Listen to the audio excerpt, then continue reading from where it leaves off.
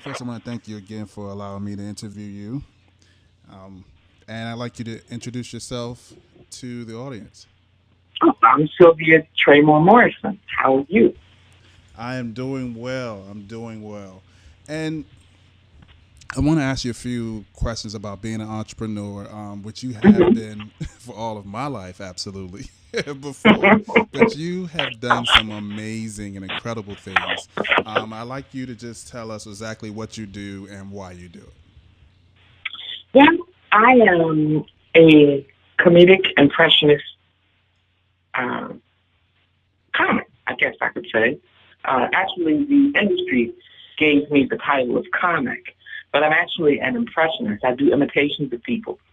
And I learned in the last several years that I am not only America's first African female impressionist in the country, I'm the first one renowned in the world.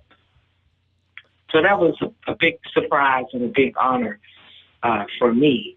Um, I did my first professional engagement at Constitution Hall in Washington, D.C.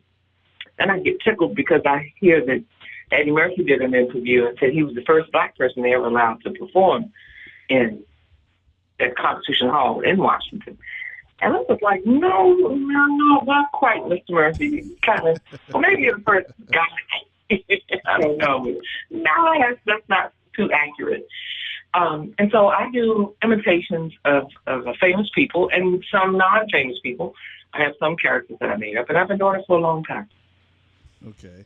And why do you do it? I know, but tell the people why you do it. It's, I do it because I believe that that's what I was ordained to do. Um, I love it. There's a passion inside of me. There's like a fire that wants to do it, whether I want to do it or not. It's just there. But there's never been a I don't want to do it. So it's a passion that I love doing. You know, at one time, Tyrrell, I used to work a job. I used to have an actual job, at nine Oh, to five. really? Oh my God! It was when I have two daughters, and I just felt that being out on the road and traveling around, I didn't know how to balance the two. So I went to work for another entity, and it was just the worst. It was just the worst thing I could have done to myself. So I had to leave that and go back to doing my own thing.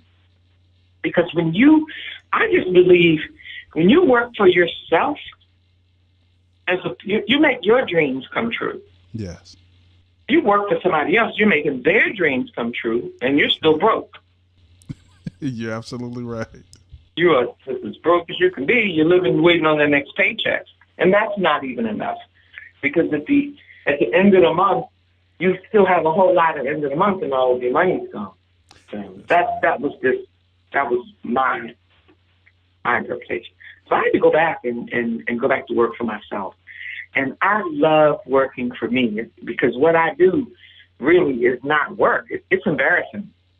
It's embarrassing that I love what I do so much. I actually get paid to do it. I mean, this is it's like you go into a theater with 4,000 people, and you're just up there. You want to be in this theater anyway. It's like the people that go to shows and they enjoy the shows so much, and they don't care that they paid for a ticket because it was such enjoyment. I'm almost kind of on the opposite end as an entrepreneur. I'm performing, loving it so much, and it's almost a shame to have to take money for it because you love it. You would do it for free, right. but with the gift, with God's gift, you get to actually be paid for it and paid way more than what you would work on the job making someone else's dream come true. Right. I actually think you are at the other end of being an entrepreneur, but I think we have a difference of opinion. I think you're where most entrepreneurs who get in business because they love what they do are. I think you're in a place where most entrepreneurs aspire to be. Wow. Be- Okay. Mhm. because there's nothing like, of course, working for yourself and actually having a dream and doing what you love and getting paid for it. That's just like the entrepreneur's holy grail, outside of Yeah. passive income. But that's it. That's what we all aspire to do. So I think you are an entrepreneur's entrepreneur. That is so special. I understand exactly what you're saying too, because I look at people like Tina Turner, Diana Ross. These are legendary women who have had their own brand and their own business most of their lives. And they love it so much that I went to see Diana Ross when she was in Washington. And she's 60, at that time she was 68 years old, I believe. Wow. And she was like, quit for what? I love this. I love it. She gets paid an astronomical amount of money to do it. And she doesn't even need it, but she has advanced in her life and in her entrepreneurship, where now she's she does it even more so for the love of it. So I appreciate that, Tyrrell. That's awesome. Yeah, that's why when I first talked to you, and I remember you saying you wasn't sure if this platform would be for you, that if you were an entrepreneur, I was like, she can't be looking at herself the way I look at her.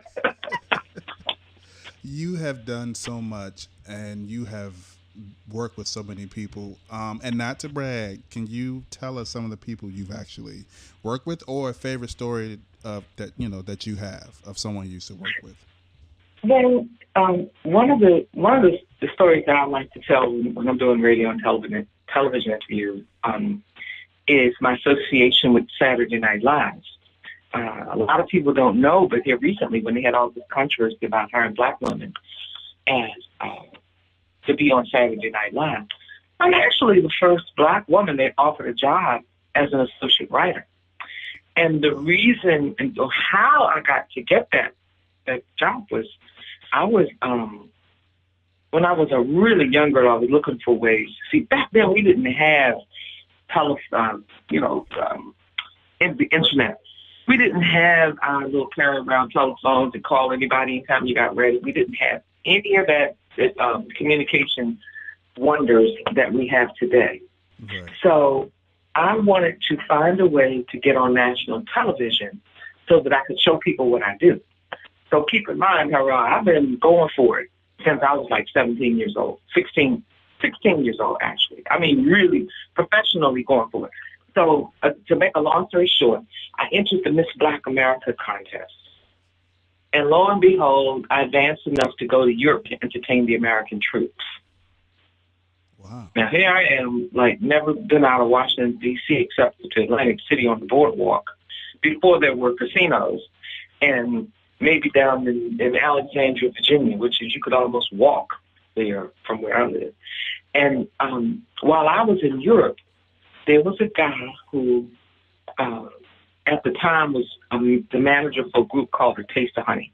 They ended up winning a Grammy for the song Boogie Oogie Oogie. Oh, well, anyway, he was good friends with Red Fox. I know, and he told me who they are. Yeah, okay. You're so young, and I go all the way back in history, and a lot of times when I'm doing interviews, I have to explain to people who is who, and then they go, "Oh, wait a minute, yeah, I remember them. You're going to Boogie. So, Yeah. So, but he told Red Fox about me, who, when I got back from out of the country, the next day they flew me out to California because they could not believe that what Mr. Brown, who was their manager, who was the Potato Funny's manager, was telling the whole Red Fox organization. So anyway, I was trying to put all of that together so that you could know they were roasting Muhammad Ali at the famed Apollo Theater. Mm. And Richard Pryor was supposed to host. He couldn't. So the girl who was Miss Black America, I was her runner-up, recommended to Dick Gregory and the board that was putting this roast together that they hire me to host the greatest of all time, to host this roast. I mean, here I am, nobody. Mm. When you speak in the line of Dick Gregory and Richard Pryor and Red Fox, and you say Sylvia Traymore in the 70s, they're like, who? Who? But they were so impressed that they gave me the job. And it was that night that Garrett Morse was on the roasting panel from Saturday Night Live. He's the first black guy they had on Saturday Night Live. He invited me to go and meet Mr. Michaels, Lauren Michaels, who's still to this day the executive producer, of Saturday Night Live. And they hired me on the spot. Wow. And it's been a race since then. It's been just a and I didn't even realize all those years what a blessing it was that I got to do all that stuff, especially when Whitney Houston picked me up. You know, that too was a fluke. I did an opening job with her because one of my friends missed the night. He thought it was Saturday and it was Friday. So the promoters called and asked if I could come down and open for Whitney. And that was magic right there because she ended up taking me on the road. And we did 28 major cities. Some venues that had 30,000 people. So it's been quite an adventure. And it wasn't until I sat back and I said, wait a minute, all these stuff, I need to write a book, which is what I did. Right. Wow. This is incredible. And you know with your family, you already know that your Aunt Priscilla and your aunt, all of your aunts, everybody was right there. They were right there with me. But we didn't even realize, none of us, it's me. I didn't even realize just how much of an impact it was taking and having. And also the fact that when the 2000s rolled around, the 2010, 11, 12, 13, 14, I had no clue that it was going to blow up like this, especially with the book being released in 2011. It just changed my whole life. That's a whole nother level of entrepreneurship. That's like, you get a book, and if your book becomes successful, and now they're optioning the book for a movie, and I tell you, it's just like I just want to say thank you, God, every day, just every moment of the day, just thank you. Yeah. Thank you. Yeah, it's, when I started seeing on Facebook that so many of the people who are in the industry that I even went to school with were talking about you like, who you really are. And I'm like, that's my family. Like, yes. I was like, wow. For instance, John Cia, she talks very highly of you. And I've known her since high school. And I saw her talking about it. I was like, oh my gosh, my aunt is really doing it. That's what I had a little glimpse of what you were doing. It's so interesting that you guys had no clue. I mean, like your aunt, who was my best friend most of my life, who's now, your family is my family. And that's why we call each other, my kids. It's just, your family is like my all-time favorite family. All time. Trust me, I've been knowing your aunt since I was 14 years old. And it's like you guys, not even knowing what I did or who I was or what I was dealing with, always loved me unconditionally. And you never had anything to compare me to or with because you didn't know. So that, for me, was unconditional love. Yeah, family is family. It doesn't matter how you came into the family after they get over it. Exactly. You're still family. I agree. Absolutely. But nowadays, I have all kind of bloggers that reach out and want to get stories, and I have to remember sometimes, Sylvia, you do have a history, because I'm like, why do they want to talk to me? It's like, hello, you were the first person that even dealt with Saturday Night Live as a black woman. Are you kidding? So. Wow, yeah, you have really done a lot. You've really contributed a lot to not just the industry, but to history. How many people can say they were managed by Red Fox? Yeah, that was. An African American female that was managed by Red Fox. They have written about me in about, I know, 2 major books, Comedians, Life Dear Lady. And what got me on that was they put me in the same chapter with some of the most incredible female comics ever. for instance, Gene Stapleton, B. Arthur, Mary Tyler Moore, and then Sylvia Traymore. So I called the writers of the book and I said, may I just ask you a question? How did you guys write about me and put me in with those legends? And Tyrrell, they said, what are you even asking? You're like a living legend. Yes. You're living and you're still doing stuff. And I said, we did our homework on you, and we're like, wow, this lady is just the only thing that they had that you didn't have was television. And Tyrell, back in the 60s and the 70s, it was so unusual to see a black person on television that if you did, I remember as a kid, we'd see somebody black and go, it's a colored person on TV. And the whole family would run down and see them because that's how big it was. So they said, although times were changing, all those women had television and I didn't. Wow. But I was right there with them, right there fighting the struggle. I was out there fighting just like them. But they have since termed me, the comments that they have termed me as the civil rights mother of comedy. Because in my book, I tell some stories. I know we're venturing in another direction, but it's okay. Thank you for allowing me to share this. I appreciate it. But there's so many stories that I had as a black female comedic impressionist where the doors were so slammed. I had one guy in New York City to tell me, let's go to his club on Thursday to try new material, just let me pull me off to the side. He said, Sylvia, I'm going to be real honest with you. It's going to hurt your feelings, but I'm just going to tell you, this is what it is. He said, you stink. You need to go find a job because what you do is you're just not good. Wow. And I said, well, I get standing ovations every week. And he said, honey, it's because they feel sorry for you. But Tyrell, that's all I knew. That's what I love. That's where, this is what feeds me. This is what my daughter's graduating from college tomorrow. This is what has propelled me to do it. I love it. There's nothing else I can do. Wow. And so I just had to think because there was nothing else I could do.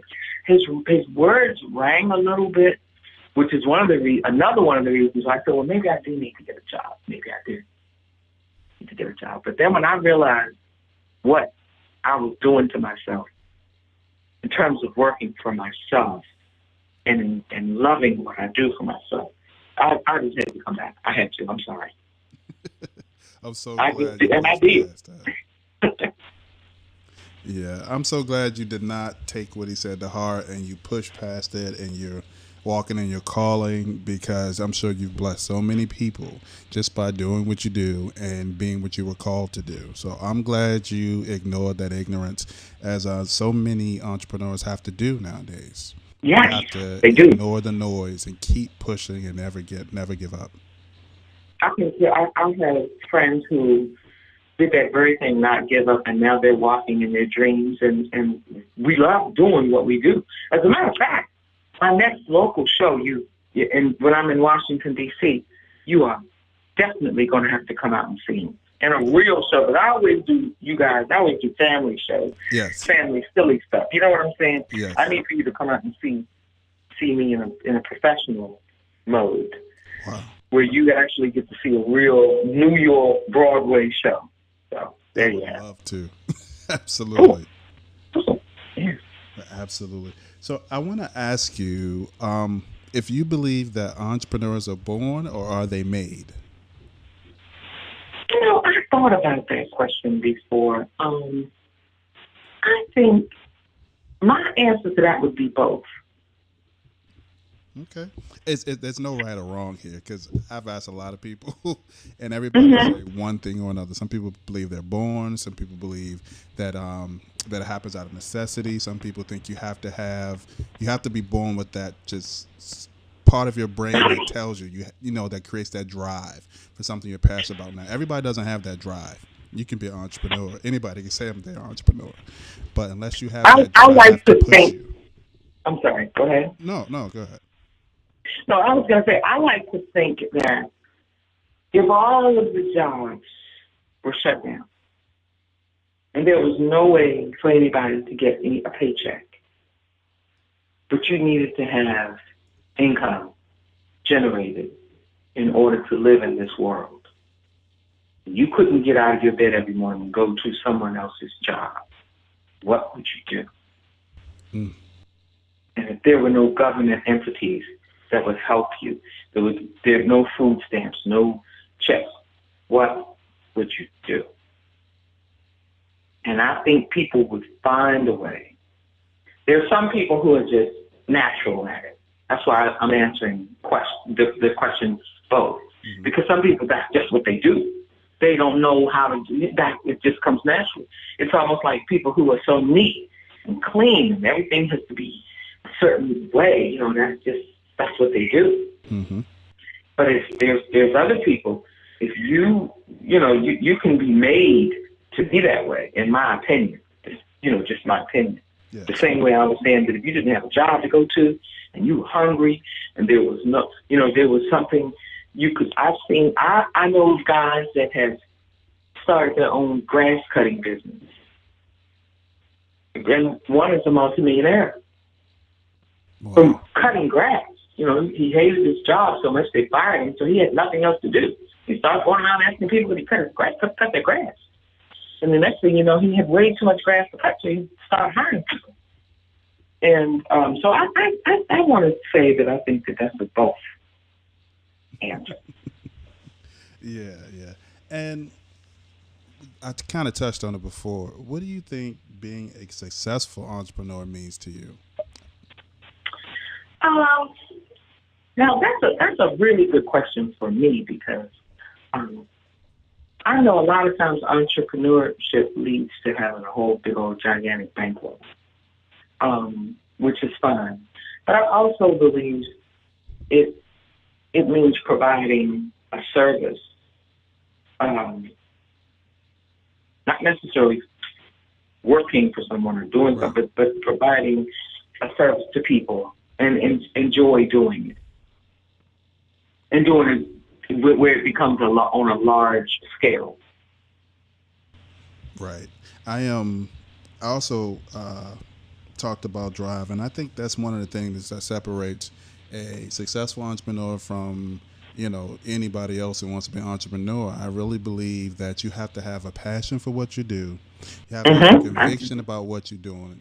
You have to have a reason to do it that's bigger than yourself. Absolutely. In order to drive you to be a successful entrepreneur, and because success is relative to the individual, whether for some people it's fame, for some people it's money, for some people it's just to have time to spend with their family. But I think whatever you do, every part of your body has to scream that that's what you need to do to be happy. Right. That's what makes you a successful entrepreneur. Once you take that and achieve whatever it is your goal is.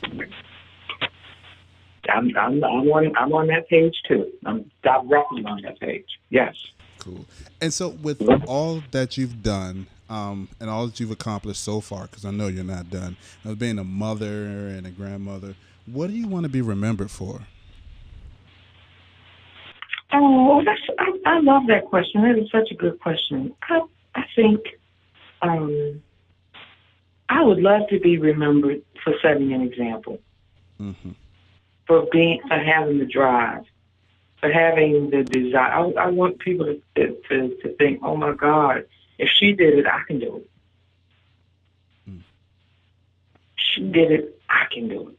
And I know, Tyrrell, just based on how I grew up, and I grew up like in my book. I talk about where I grew up. I grew up 12 blocks from the White House. I could walk to the corner of my house and look down the street and see the White House. And during the 50s. It was so ugly. It was so ugly with respect to how black people live. And how can you live that close to the White House and live in a tiny house heated by a steel stove that needed wood and coal in order to get heat? You have to go outside and shovel coal and even with all of that, with having nobody, people were so, in my neighborhood, were so driven to go to work and work like dogs. Women were washing clothes and ironing clothes and going to folks' houses and cleaning up, those kind of jobs. And being too tired to come home and share dreams with their kids. I had to create my own dreams and go out after them. And I'm not saying that to put anything on my parents or anything like that. I understood at the time that life had to be better. It just had to be. There's no way everybody lived like that. And then one day my father took me to his boss's house. His boss was a judge. And they lived way, way out, way past Bethesda, and some of the most elegant, most incredible mansions ever.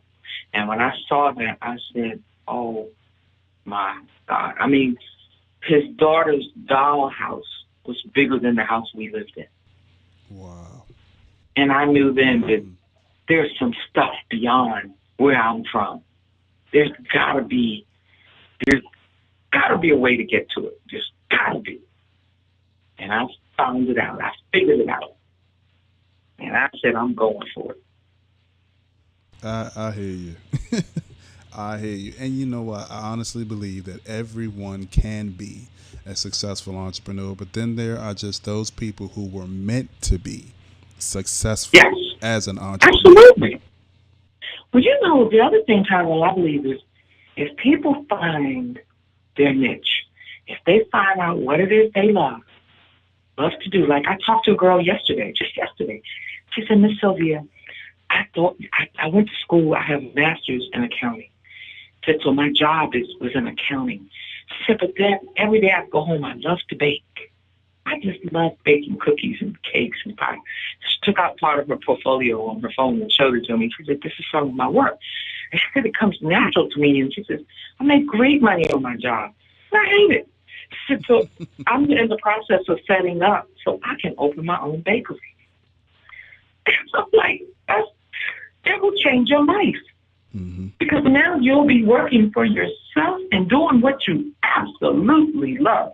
If every single person, this is my own private belief, if every single person could find in themselves what they love, what they absolutely love to do, and start putting it in motion and working for themselves 8 hours a day like they do for their job, mm-hmm. I personally believe that this world would straighten up so well. A lot of sickness would be gone. All this stress and people are sick of their jobs. They're sick of it, but they've been conditioned to be afraid to go for what they love. You are absolutely right. See, and this is one of the reasons why I made the website howtobuildgenerationalwealth.com, because so many people don't realize that it is the small businesses that runs this country. Absolutely. Yes. It's that 3%, and the small businesses, the mom and pop stores, the corner stores, the people who work from home, because majority of small businesses now are sole proprietorships. People who work from home, whether it's direct sales or whatever you're doing, we're the ones that are running this country. We're providing them money for the country. So many people don't realize, especially people that I grew up with in our families, just don't realize the power that's in money. Outside of, you can get what you want, but it's a different world. Even with taxes, when you have a business, so much you can do. That's one of the reasons why I created that website. What's the name of the website again? howtobuildgenerationalwealth.com. Because a lot of my buddies and friends who listen to this, they're going to want to know. They're going to say, Sylvia, why didn't you ask him to repeat the website again? So I got to ask you one more time. Howtobuildgenerationalwealth.com. Howtobuildgenerationalwealth.com. Okay, cool. I'm going right to your website. Sending my kids, grandkids, everybody to your website. I want to see it. Thank you. And I'm going to, that's where this interview is going to be posted. It's going to be posted on there. So when they come to see your or listen to the interview, they'll be going to that website to see it, and it'll have links back to your website and to your Facebook, all your social media and stuff, so people can get in touch with you that way also. Oh, great. Okay. It's cool. And so one I will last. send you. I'll send you my website, which is under construction, but the same website. I just changed it from Sylvia Traymore to SylviaOhyeah.com. Oh, So okay. I had to do that temporarily, but I didn't. I'm hoping not to tell a whole bunch of people because once they're finished with my real website, we'll be going back to SylviaMorrison.com, SylviaTraymore.com. I'm sorry, I got so many names. Okay. Okay. Absolutely. I have one last question. What advice would you like to give to people who want to walk the path as a successful entrepreneur? My advice would be first, somehow or another, figure out how to develop the confidence to make that move, to leave whatever it is that you're doing. And I'm a person of faith. I believe that if you have good old faith and are not afraid to work hard, that you cannot fail. You can't fail. Mm. I believe that. I so agree with you. I On the site I wrote a post about finding and figuring out what your purpose is, according to Mm-hmm. the Bible. And the reason I wrote Wow. that post is because so many people don't know what they were put here for. Everybody was Mm. put here with a destiny in mind for them. God already put inside of you Jesus. a way for you to provide for your family and for yourself Mm-hmm. without having to work for someone else. Well, and there's nothing wrong if that's what you want to work for someone else, but you were Right, made to right. be a king and a You're queen. You were amazing. made to have your own. You were made to I can't wait provide to go to jobs for your other people. website. Oh, Tyrrell, I can't wait to go. You're the first person I've heard say that ever. Really? In that context. Yes, you're the first one. Because usually people say, wow, we've been so conditioned Yeah. to not, we have, that's just, oh my God. Okay. Yeah. So I wrote that post about to help people to learn and to figure out what your purpose is. Now, here's the thing: there's a purpose, and then there's your passion. If Yes. you can figure out what your purpose is, and it becomes your Mm-hmm. passion, you will be in that 3% that's running this world. Wow. So, with that, thank you so much, Auntie. I appreciate Oh, you allowing thank me to you. interview you. I really do. I'm glad we were able to to get back together and get this done. So, Absolutely. yeah. So, thank you. As soon as it's done, I will let you know. I'll put a link out there so that you know. And again, like I said, Okay. thank you, and I love you, and I can't wait to see you. Okay, don't forget the book is almost there, almost. The Many Faces of Sylvia Traymore-Morrison. Thank you so much for saying that. Is Thank there you. you have any upcoming events or anything that you want to promote or social media Um, that you want to promote? Let me see. I have an event, a Taurus party that these group of promoters hired me to do on May 23rd. I don't have all the information, but when they come to your website, I hope to provide all that. And I'm also doing a DVD taping for these three guys. I'm hosting the DVD taping downtown. I can't think of the name of the theater right now, but I'll give you all that information. I'll Okay. send it to you. Thank you again, you for Thank you. allowing howtobuildgenerationalwealth.com to interview you. And I hope to see you soon, okay? Love you. Thank you. Love you too. Okay. Bye. Bye bye.